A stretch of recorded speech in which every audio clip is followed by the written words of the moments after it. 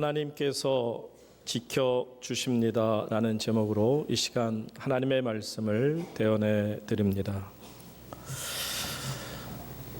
우리는 2018년을 이제 한 달 정도 남겨두고 있습니다.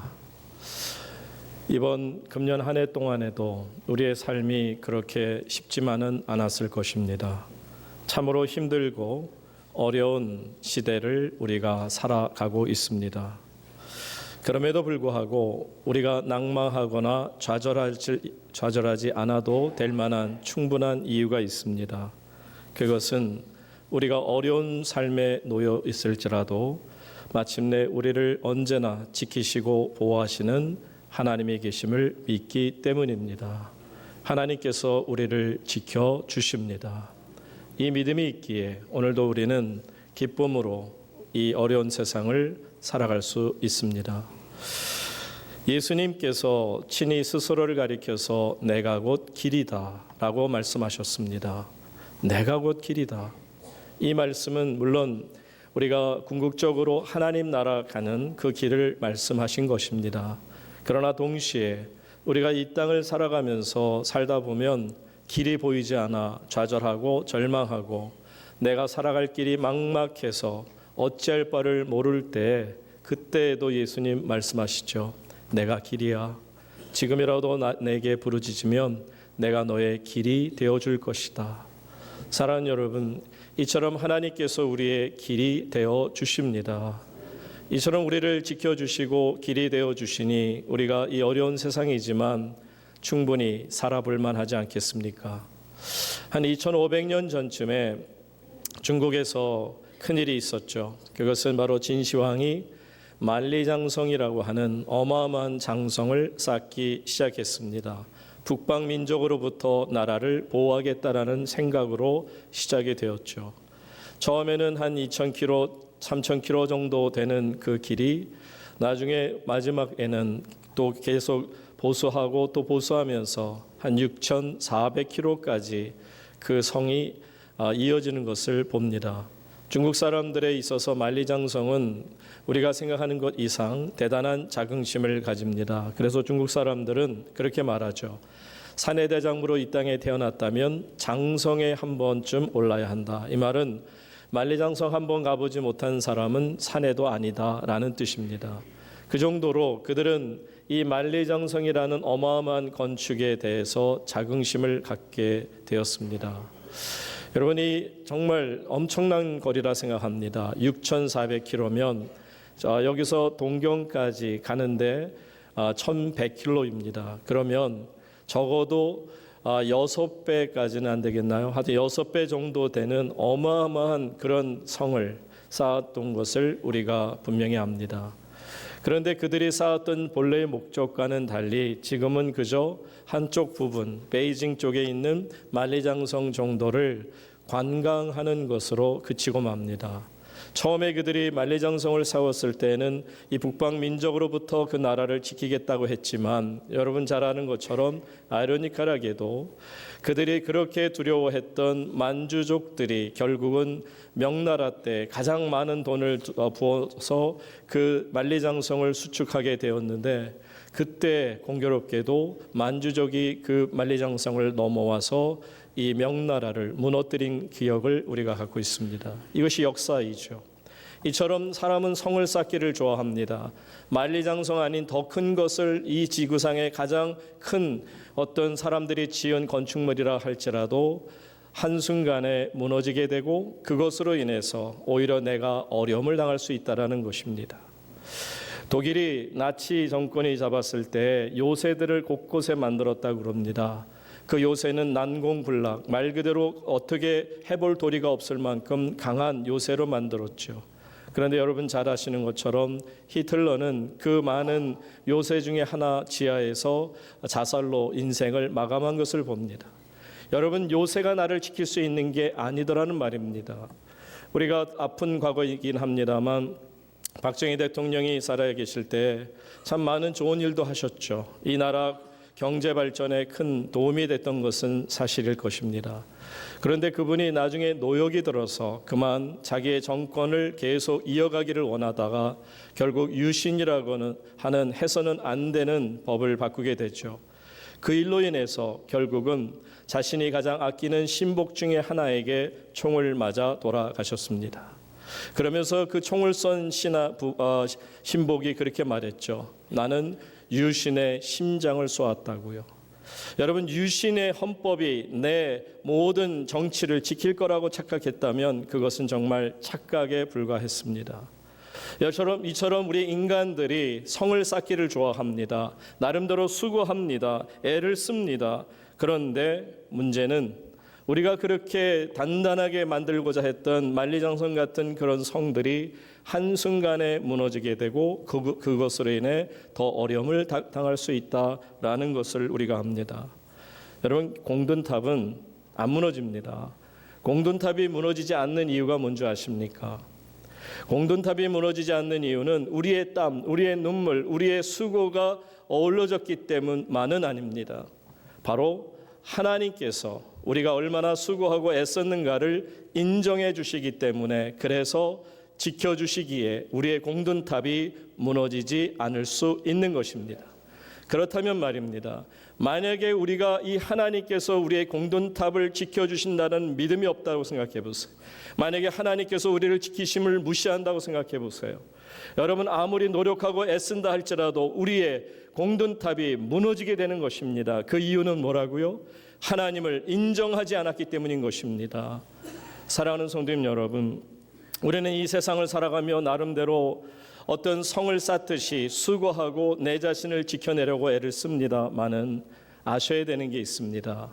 인간의 도움으로는 이것을 지킬 수가 없다라는 것이죠. 오늘 본문의 말씀에서 이렇게 1절에서 우리에게 말씀해 주십니다. 다 같이 한번 본문 말씀을 읽습니다. 시작.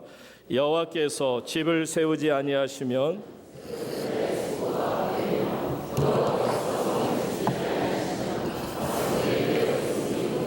아멘. 사람들이 아무리 성을 쌓느라고 애를 씁니다. 집을 세우느라고 애를 씁니다. 그런데 결론이 뭐라? 헛되다는 거예요. 이 말은 무너진다는 거죠. 이 세운다라는 것은 build up, 영어에서 build라는 단어를 씁니다.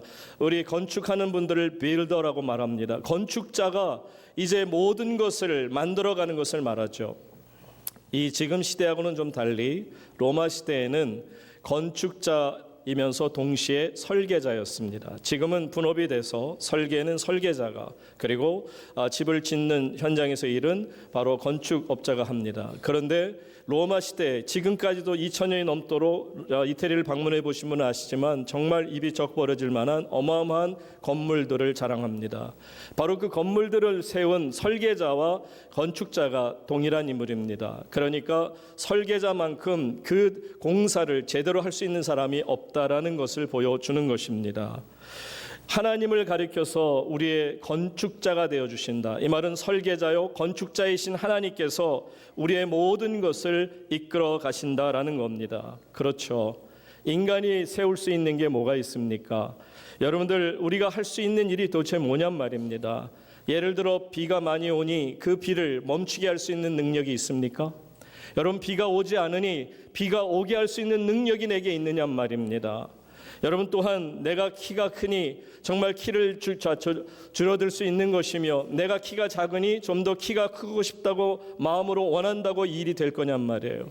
내 몸 하나도 내가 얻지 못하는 것이 우리 인간의 연약함일진데, 여러분뿐만이 아니에요. 여러분이 정말 부러워하는 그 어떤 사람도 여러분하고 다를 게 하나도 없어요. 나같이 능력 없기는 마찬가지입니다. 저같이 연약하기를 마찬가지라는 겁니다. 그래서 인간을 의지하지 말고 하나님만을 의지하라는 것 아니겠습니까? 여러분, 세우는 자의 수고가 헛될 수밖에 없는 것이 바로 인간의 모습이에요. 여러분, 인간이 얼마나 연약하냐면 인간이 할 수 있는 일은 딱 하나예요. 망하게 하는 일은 참 잘합니다. 인간은 아무것도 안 하고 가만히만 있어도 망합니다. 우리에게는 흥하게 할 수 있는 능력이 없어요. 북한이라는 사회를 보십시오. 여러분, 이해가 되십니까? 아니, 백성들이 먹을 게 없어요. 그런데 어떻게 먹을 것을 챙겨주지 않고 그 돈을, 막대한 돈을 부어서 핵무기 개발하는 데만 쓸 수 있느냐 말이에요. 그리고 1700만 명에 달하는 그 북한의 어떤 인민들, 백성들을 생각하지 않고 단지 200만 명의 평양 시민만 북한 사람이라 생각하며 살 수 있느냐 말입니다. 이런 못된 사상을 가진 것이 인간의 연약함의 부분 아니겠습니까? 이해가 안 되는 거죠. 인간은 망하는 것을 아는 사람들입니다. 어떻게 하면 쫄딱 망해야 되는 것인지를 너무너무 잘 안다는 거예요. 우리에게는 흥하게 할 수 있는 기술이 없고 능력이 없습니다. 하나님께서만이 우리를 세우시고 내가 세우는 것을 지켜주실 줄로 믿습니다. 그러니 여러분, 오늘 본문 말씀에서도 우리에게 분명히 말씀하지 않습니까?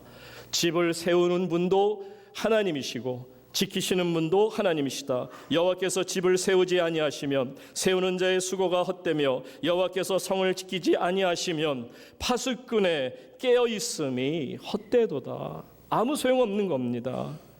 하나님은 말씀드린 것처럼 건축자이십니다. 건축자들은 항상 건축하기를 좋아하죠. 그래서 창세기 1장 1절에 보시게 되면 태초에 하나님이 천지를 창조하시니라. 하늘과 땅을 만드셨어요. 더 넘어나서는 코스모스, 바로 우주를 만드신 겁니다. 하나님께서는 우주를 설계하시고 우주를 만들어 주시는 바로 설계자이시오 또한 건축자이십니다. 그것뿐이겠습니까? 에덴 동산을 기가 막히게 건축하셨어요. 에덴 동산을 너무 아름답게 세워주셨어요. 그리고 이스라엘 백성들이 죄를 범했으나 그들을 택하셔서 가나안 땅에 들여보내시고 가나안 땅에 이스라엘이라는 국가를 건설할 수 있도록 세워주시고 건축하시는 분이 하나님 아니십니까? 그래서 하나님의 형상을 받은 우리답게 우리도 건축하기를 좋아해요. 집을 짓기를 참 좋아한다는 겁니다. 그래서 우리는 하나님 앞에서 살다 보면 결혼을 통해 가정을 건축하기를 원해요. 가정을 세우기를 원하고 또 우리가 속한 이 사회 공동체를 세우기를 원하고 교회를 세우기를 원하고 그리고 심지어는 국가까지 세워나가기를 원합니다. 근데 여러분, 이 국가도 그렇고요, 가정도 그렇고요, 우리의 교회, 우리의 사회도 마찬가지입니다만은 하나님이 세우십니다. 한번 예를 들어 볼까요? 이 국가를 누가 세운 것 같습니까? 반만년 역사를 말합니다. 곰이 세웠습니까? 마늘 먹고 사람이 된 겁니까? 여러분, 사도행전 17장 26절에 분명히 이 국가를 세우신 분이 하나님이신 것을 우리에게 이렇게 말씀을 통해 가르쳐 주십니다. 사도행전 17장 26절, 인류의 모든 족속을 한 혈통으로 만드사. 여러분, 인류는 백인이든 황인이든 흑인이든 모든 사람들은 다 한 혈통에서 태어났음을 말씀하고 있습니다. 그런데 그들이 사는 것을 보세요. 온 땅에 살게 하시는데 그들의 연대를 정하시며 거주의 경계를 한정하셨으니 결국 나라와 나라를 만드시고 부족과 부족과 민족과 민족을 나누게 하신 분이 누구시라? 하나님이시라는 겁니다. 여러분, 이 대한민국을 하나님께서 세우신 줄로 믿으시기 바랍니다. 반만년의 역사라 하면 하나님께서 이 나라, 이 민족을 정말 사랑하셔서 이 한반도에 이 아름다운 나라를 세워주신 것입니다. 우리가 살아오는 이 대한민국을 말이죠. 그런데 만약에 여러분 이것을 깨닫지 못한다면 어떤 일이 벌어진 줄 아세요? 바벨탑을 쌓는 것과 똑같습니다. 여러분, 사람은 정말 청개구리를 다 잡아먹은 것 같아요.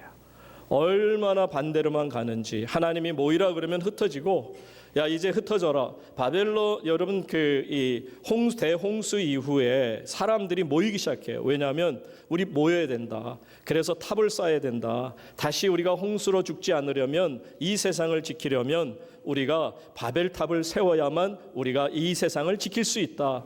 하나님은 분명히 흩어지라고 명령하셨어요. 그런데 사람들이 하나님의 말씀에 불순종하여 모이기 힘씁니다. 그러니까 모이라 할 때는 흩어지고 흩어지라 할 때는 모이는 이런 인간의 못된 생각들이 바벨탑을 만들기 시작합니다. 탑을 쌓기 시작합니다.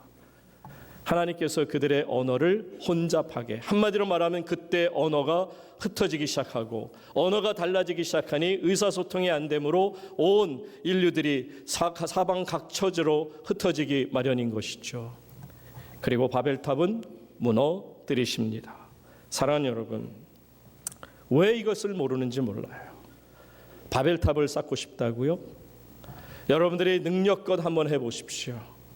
바벨탑은 반드시 무너지고 말 것입니다. 왜냐하면 하나님이 세우신 게 아니거든요. 오늘 분명히 우리에게 말씀하십니다. 세우는 자의 수고가 헛되며 바벨탑을 쌓느라 그 수고함이, 그 세우느라고 애씀이 무색할 만큼 헛되고 말 것입니다. 결국은 무너져 내리고 말 것입니다. 집을 모래 위에 짓는 자와 반석 위에 짓는 자를 여러분 아시지 않습니까? 바벨탑처럼 이런 어떤 집을 모래 위에 세우겠다고 욕심을 내는 안타까운 이들을 보면 결국 그들이 무너지고 나서야 땅을 치고 후회하고 발을 동동 구른들 이미 시간은 too late, 이미 늦고 말 것입니다.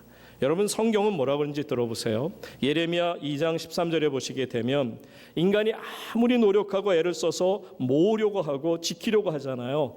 지켜질 수 있습니까? 한번 보세요. 어떻게 무너뜨리시는지. 내 백성이 두 가지 악을 행하였나니 곧 그들이 생수의 근원되는 나를 버린 것과 스스로 웅덩이를 판 것인데, 이 말은 하나님을 의지하거나 하나님이 세우신다는 생각을 잊어버리고 그들 스스로가 웅덩이를 파요. 목적은 물을 모아두겠다는 거예요. 댐을 만드는 것입니다. 물을 모아두겠다는 것입니다. 그런데 하나님이 뭐라고 말씀하십니까? 그것은 그 물을 가두지 못할 터진 웅덩이들이 될 것이다. 인간이 아무리 기가 막히게 땅을 파고 모든 것을 모은다고 생각하고 세운다고 생각할지라도 그것은 착각에 불과한 것이고, 하나님이 그 댐을 둑을 터뜨려 버리면 한순간에 물바다가 되는 것처럼 우리가 아무리 물을 모으고 싶어도 물을 모을 수 없어요. 그게 인간이에요. 여러분 하나님만을 의지하시기 바랍니다. 하나님이 지켜주셔야 우리가 하나님의 은혜대로 만든 웅덩이들이 터지지 않고 지켜지게 될 줄로 믿습니다. 하나님이 세우셔야죠. 내가 세우겠다고요? 무엇을 세우겠습니까? 멸망을 세우겠습니까? 이것이 바로 우리에게 주시는 것인데, 역사적으로 한번 제가 설명을 드릴게요. 성경에 보시면 여러분 잘 아는 바벨론 제국이 나옵니다. 이 바벨론 제국은 로마 제국보다 훨씬 더 큰 나라였다고 생각하면 얼마나 대단한 국가였던 것을 알 수 있죠. 그 당시 바벨론은 한마디로 말해서 이것은 어떻게 범할 수 없는 기가 막히고 크고 웅대하고 힘으로 가득 찬 곳입니다. 이 느부갓네살 왕이 그렇게 만들었고 얼마나 정말 많은 것을 다 이겼는지, 그리고서는 벨사살 왕 이 손자에 이르기까지 그 제국이 지켜집니다. 그런데 보세요. 이 제국이 대대로 이어지다 보니까 3대에 이르러서 너무 막 왕성해지니까 이들이 취하게 됩니다. 그래서는 그 아무도 넘보지 못하는 그 바벨론 성을요, 그거는 힘을 가지고 점령할 수 없는 그런 무시무시한 성입니다.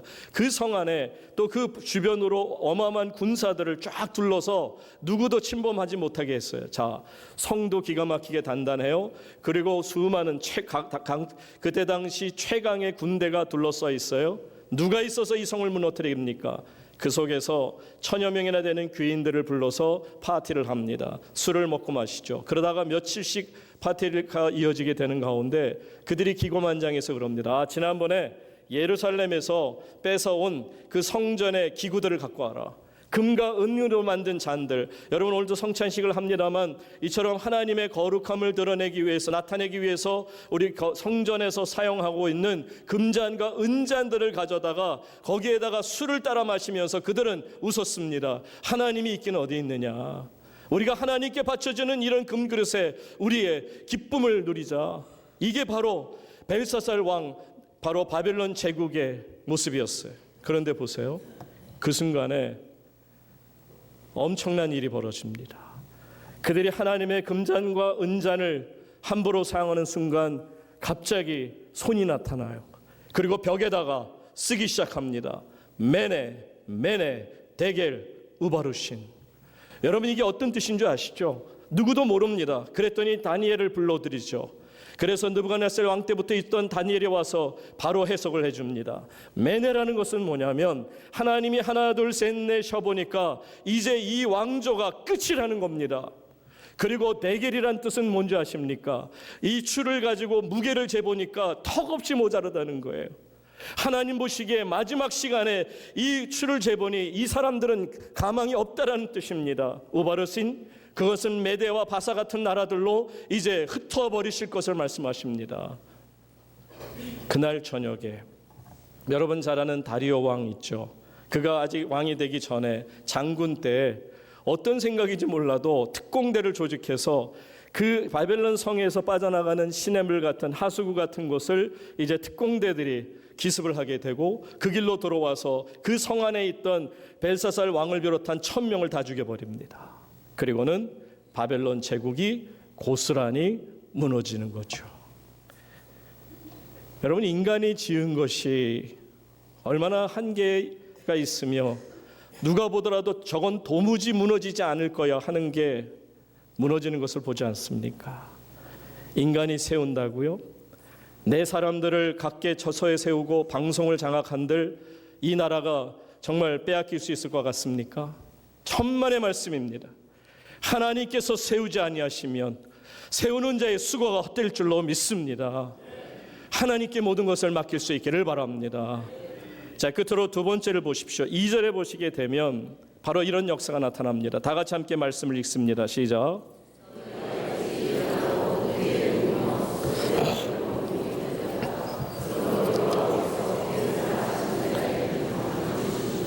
아멘.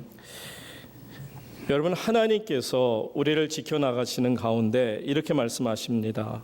너희가 일찍 일어나고 늦게 눕고 수고의 떡을 먹음이 어떻다? 헛되도다. 여러분, 사람이 아무리 성을 세우려고 해도 결국은 헛되다는 것을 아는 것처럼 여러분 얼마나 수고했는지 몰라요. 농부의 예를 들어보면 정말 봄서부터 시작해서 한눈 안 팔고 최선의 노력을 다했어요. 봄에 씨앗을 뿌렸죠. 가꾸었죠. 그리고 여름 내에 가꾸었습니다. 그런데 추수하기 이른 바로 그 시간에 폭풍이 불어옵니다. 홍수가 납니다. 추운 겨울이 갑자기 찾아옵니다. 모든 결실을 잃어버릴 수 있다라는 거죠. 여러분, 이런 겁니다. 내가 아무리 수고하는 것 같아도요, 아무리 노력하는 것 같아도요, 그래서 노력하고 애써서 공든탑이 세워지는 게 아닌 줄 아시기 바랍니다. 하나님이 지켜주셔야만 합니다. 하나님께서 우리에게 답을 주십니다. 하나님의 평강이 그리스도 예수 안에서 우리의 마음, 우리의 생각을 어떻게 하신다? 지키신다는 거예요. 하나님이 지키신다는 거예요. 하나님이 지켜주심에 있어서 가장 놀라운 지킴은 어떤 물건을 지키시고 어떤 집을 지키신다는 그 표현보다는 내 마음과 내 생각을 지켜주심이 얼마나 행복합니까? 다시 말하면 하나님의 평강, 하나님의 복, 하나님이 주시는 그 마음을 내가 지킬 수 있도록 도와주신다는 거예요. 사랑하는 여러분, 하나님께서 주의 천사들로 여러분을 지켜주시고 여러분들을 보호하심을 믿으시기 바랍니다. 이 은혜가 넘쳐날진데 이제는 기도하십시오. 하나님, 나와 내 가정을 지켜보아여 주시옵소서. 하나님, 내게 허락하신 내 직장, 내 사업장을 지켜주시옵소서. 하나님, 내게 주신 이 아름다운 이 조국 대한민국을 지켜보아여 주시옵소서. 하나님께서 지키셔야만 모든 것이 아름답게 열매를 맺게 될 줄로 믿습니다.